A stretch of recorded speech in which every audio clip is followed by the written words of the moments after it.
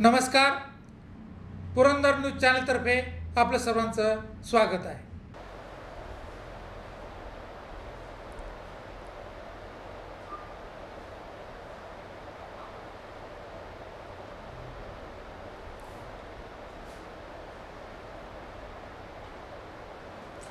नमस्कार. पुरंदर न्यूज चॅनलमध्ये आपलं सर्वांचं स्वागत आहे.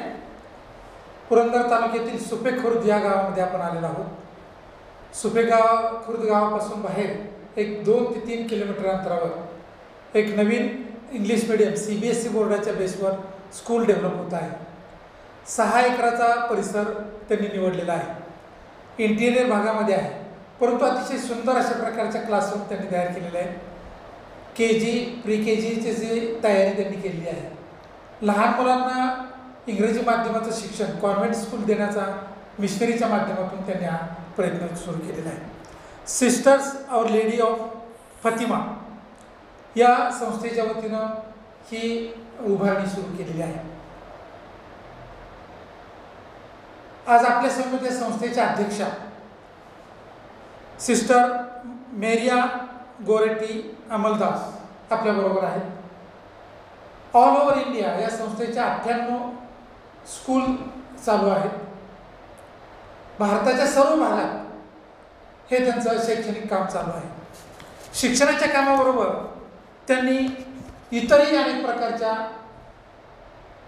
सामाजिक उपक्रम आपल्या संस्थेच्या माध्यमातून चालू केलेले आहेत. मैडम, आपका नाम क्या है? Please our name. Maria Goretti Amaldas. How you choose the Supe Khurd for your school? I visited Supe for 4-5 times and I liked the people of Supe. We lived 1 year in Supe and studied the people, and I found they need good education. Their children need good education because they are all farmers. That's the reason we thought we will start a school in Supe. Though we located many places, but we liked Supe, we liked the people of Supe.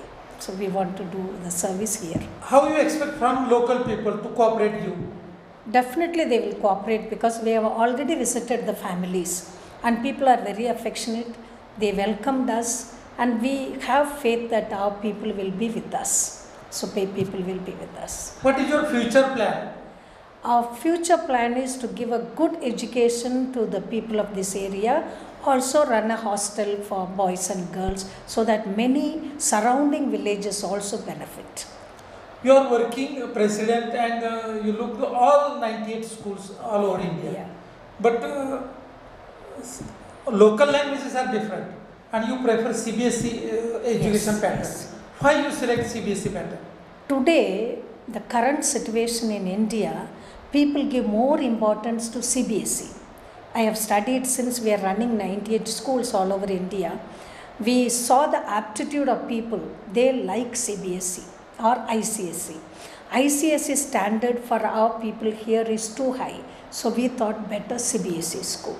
And that is the need of the hour. What is your aim of your institute?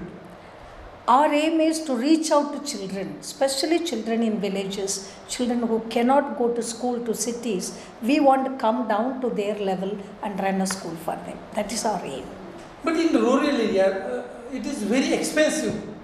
The rural people cannot Afford, yeah. the fees Correct. pattern. How you? So beginning stages, though actually CBSE fees is very high right now, but here in Supe we have brought down to 1/4 like, because we want to see the level of the people, how they can pay, and slowly we will go along with them. Once they must taste the education of our Fatima sisters, once they are impressed with our education and their children start speaking English, definitely they will pay. So starting we have made it very low, fees is very low. How you maintain the quality of English speaking and all your educational You know, activities? we are not taking outside teachers in the beginning, only our sisters. We are qualified to run education, to run institutions. So our own sisters will teach in the beginning. Then once children pick up English, we will take other teachers, we will train them, we will teach them English, then we will insert them in the school. Starting we work. So we are not salary oriented because our own sisters are working. आपल्याबरोबर आणखी इथं संस्थेचे assistant superior आहेत sister Mabel figure. या पुण्यामध्येच काम करतायत. पुण्यामध्ये मोठं स्कूल त्यांनी चालवलेलं आहे. मॅडम काय नाव तुमचं? मी sister Mabel. Your name please? I am sister Mary, Ignatius Mary. मी सिस्टर मेरीना मस्तानी. मी सिस्टर राधिका. सिस्टर मेबल फिगर, how you work in Pune and can you adjust the Pune city and rural area students atmosphere?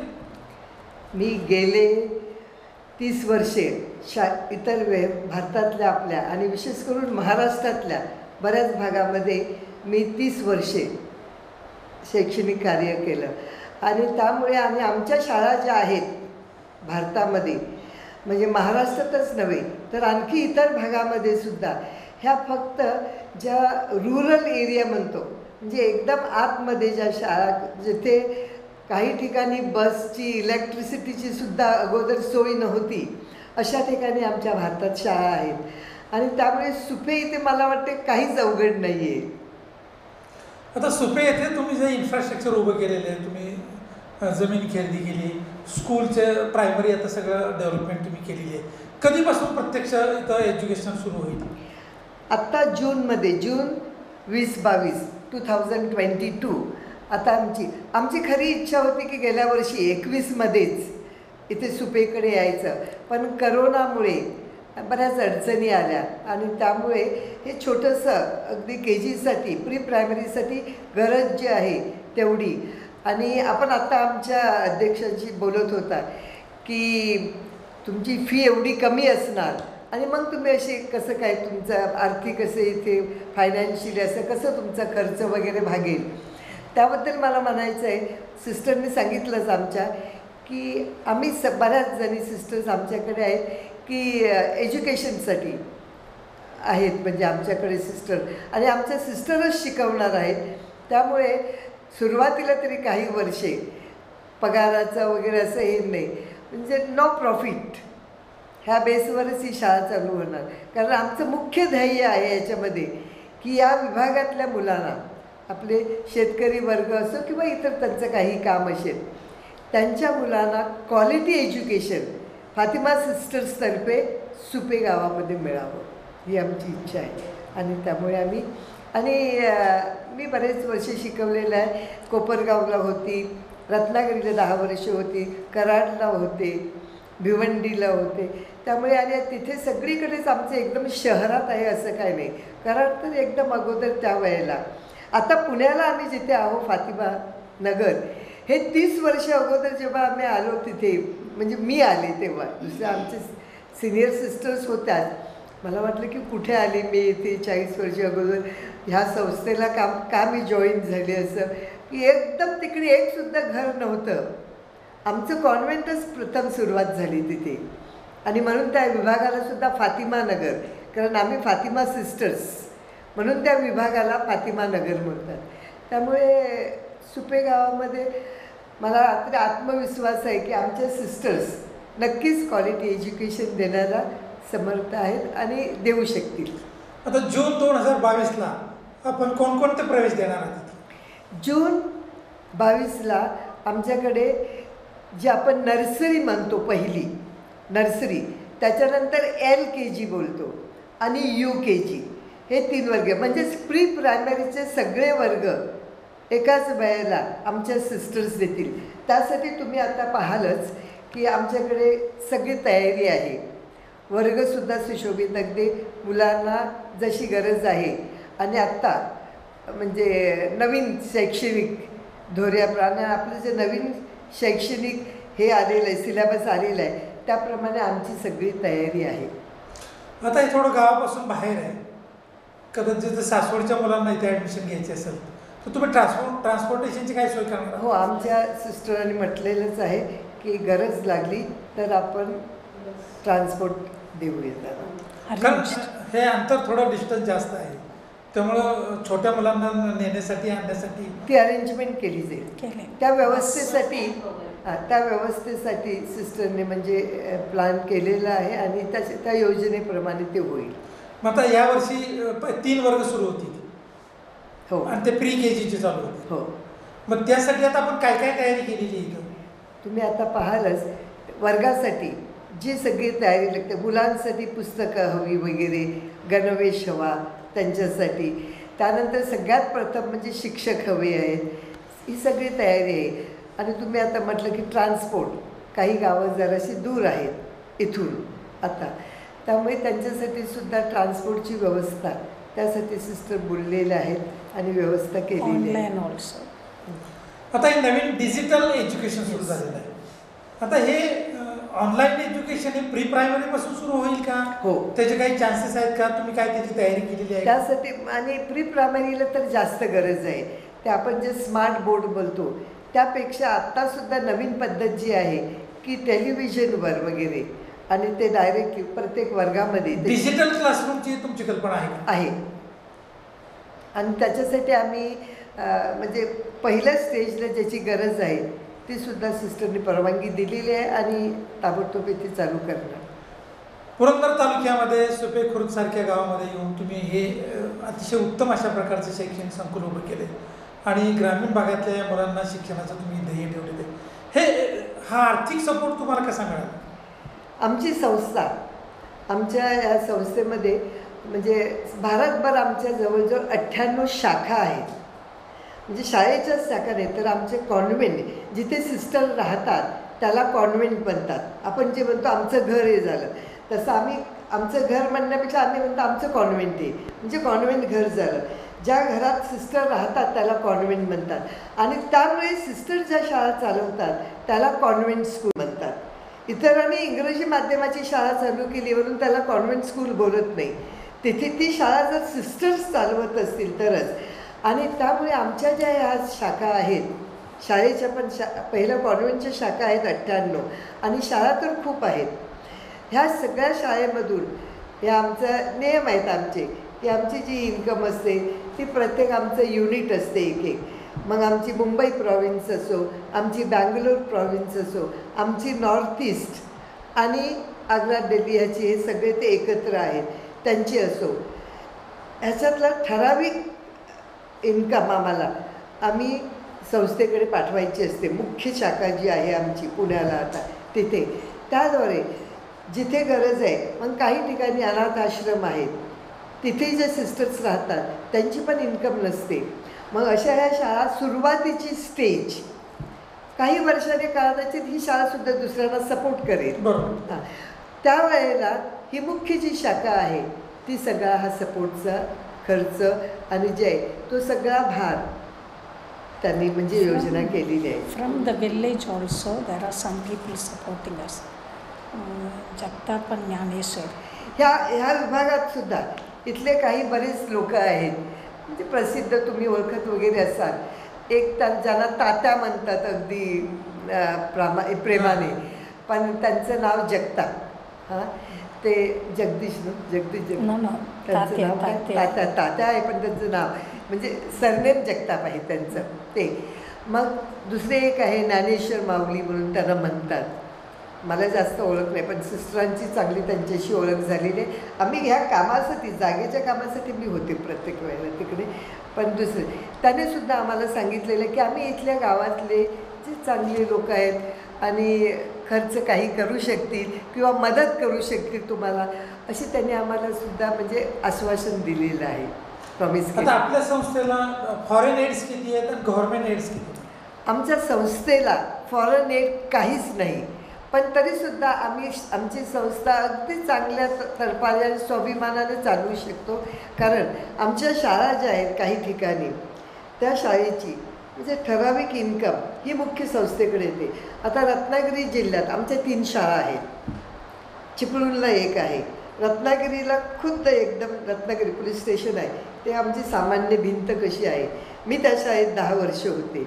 त्यानंतर दुसरे आणखी एक उद्यमनगर म्हणून, तिथे पण सुद्धा आम्हाला तिथे MIDC कडून जागा मिळाली. अगदी मी होते तिथे 7.5 एकर जागा मिळाली. तिथे पण आमच्या चांगल्या शाळा आहेत. मग अशा ज्या चांगल्या शाळा चालतात, भिवंडीला आमची चांगली शाळा आहे, कराड साताराला आमच्या शाळा आहेत. ह्या शाळेला 20-25, रत्नागिरीला 50 वर्ष झाली शाळेला, 50-51 वर्षे. ह्या शाळा सगळी म्हणजे आर्थिक मदत जी लागेल ती संस्थेला पाठवतात आणि संस्था त्यातर्फे अशा सगळ्या मदत जी असते ती. पण आम्हाला फॉरेनची काहीच मदत नाही. हां, आमच्या बँगलोर प्रॉव्हिन्समध्ये किंवा ज्या शाळा आहेत त्या बऱ्याच गव्हर्मेंट एडेड स्कूल आहेत, पण फॉरेनची त्यांना काहीच मदत नाही, पण गव्हर्मेंट एडेड. आणि तुम्हाला माहीत आहे तामिळनाड, कर्नाटका, आंध्रा, केरला ह्या सगळ्या ठिकाणी आमच्या शाळा आहेत. महाराष्ट्रात पण आहेत. महाराष्ट्रात मला वाटते 14-15 तरी असतील अगदी, तर एक्झॅक्ट नंबर नाही सांगत, जादा असतील सुद्धा 1-2. पण महाराष्ट्रातल्या आमच्या गव्हर्मेंट एडेड कमी आहेत. पण आमच्या ज्या शाळा तामिळनाडमध्ये आहे, कर्नाटकात आहे, आंध्रात आहे, तिकडे गव्हर्मेंट एडेड स्कूल असल्यामुळे आणि तिकडची सॅलरीसुद्धा चांगली असते. तिथे पण खूप अनाथ आश्रम पण आहेत, पण त्यांच्या मदतीसाठी नियम आहेत केलेले की एवढा अमाऊंट त्या अनाथ आश्रमात गेला पाहिजे. हे संस्थेचे नियम आहेत आणि त्याप्रमाणे ही सगळी आर्थिक.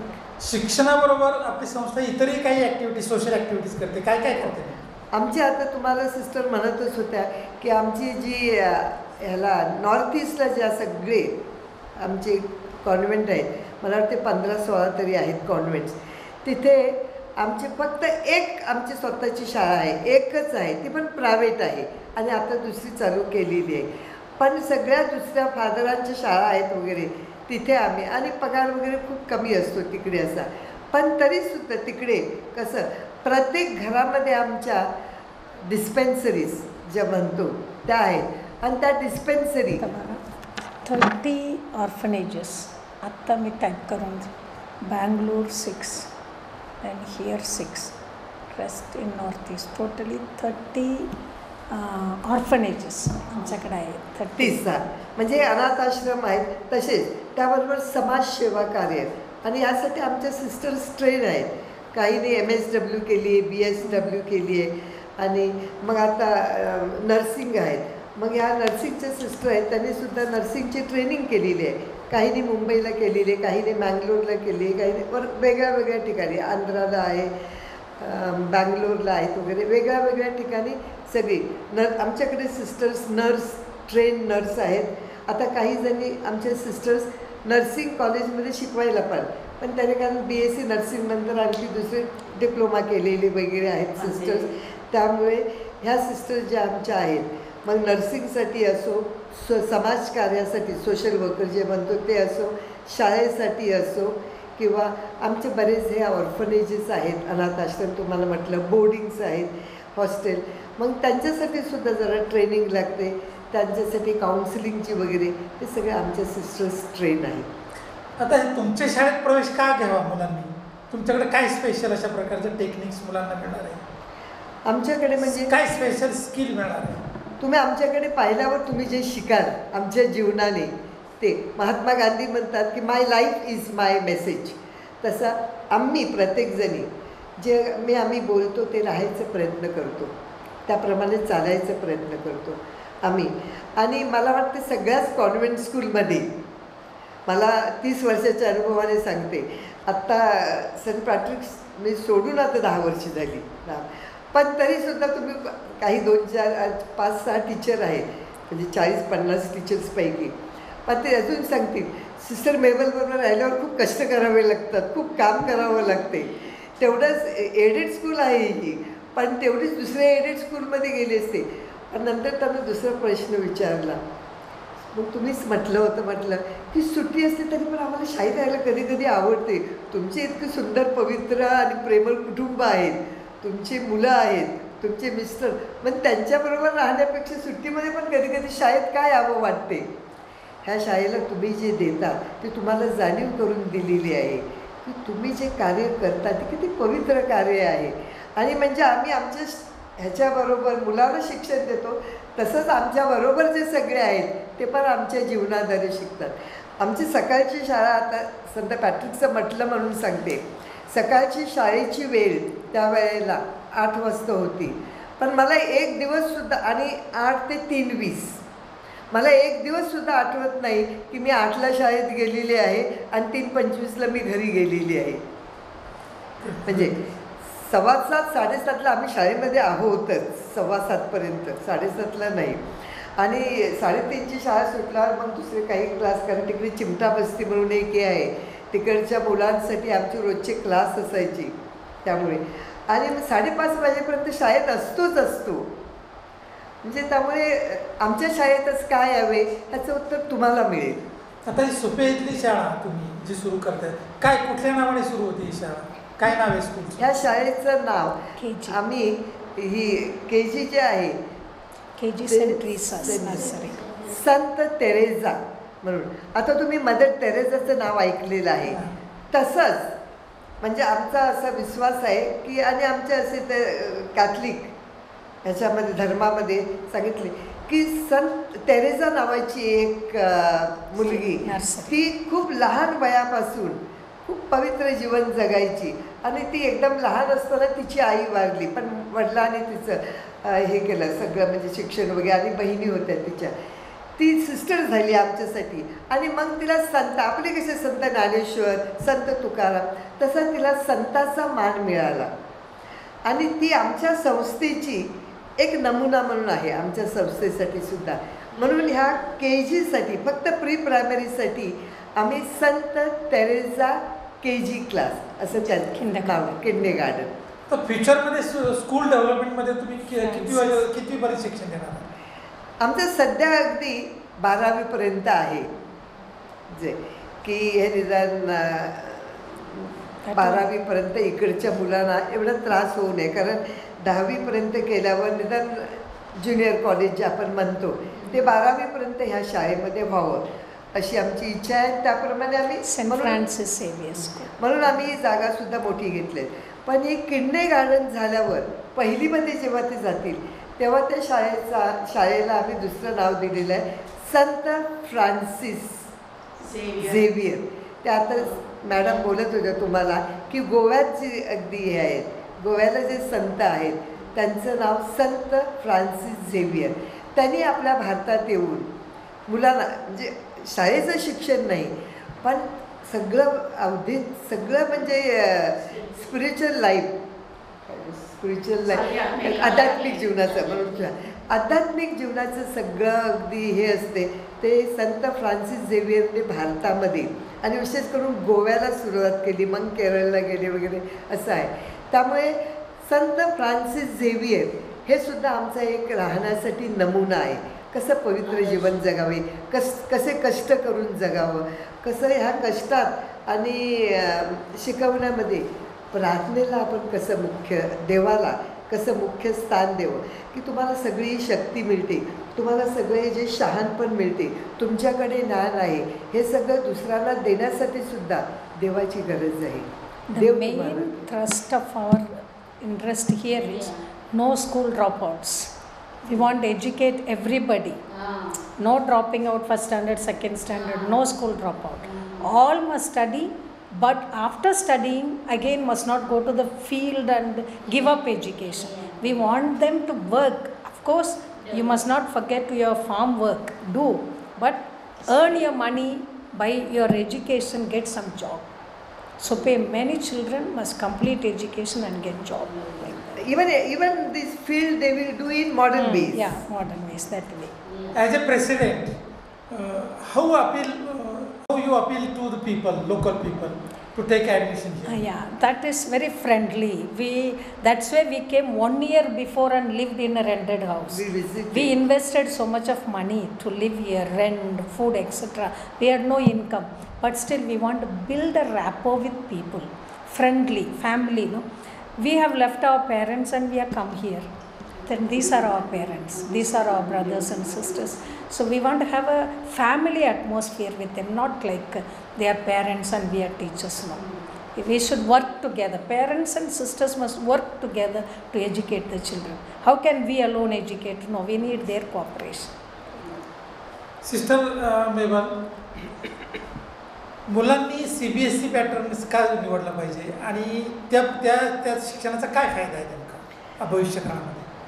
मुलांनी CBSE निवडावं की ICSE निवडावं की स्टेट गव्हर्मेंट निवडावं, ह्यावर आमचं काहीच नाही आहे, तुम्ही हेच निवडा हे असं नाही आहे. पण सध्या अगदी लक्ष जर दिलं सगळीकडे आपल्या, तर असं समजते बहुतेक सगळे पालक आता त्यांना त्यांच्या मुलांना प्रवेश सेंट्रल स्कूल आपण जे म्हणतो त्याच्या खालीच हे आलं, CBSE किंवा ICSE.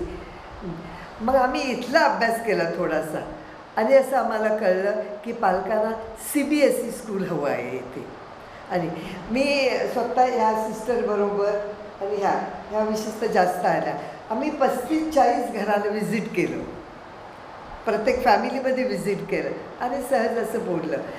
सगळीकडे बिचारे काही सांगू शकत नव्हते CBSEला पाहिजे किंवा ICSE, पण आता ती नवीन चालली आहे ना, तिथे घालायचं आहे, मुलं नवीन चाललं आहे तिथे घालायचं आहे. म्हटलं हो.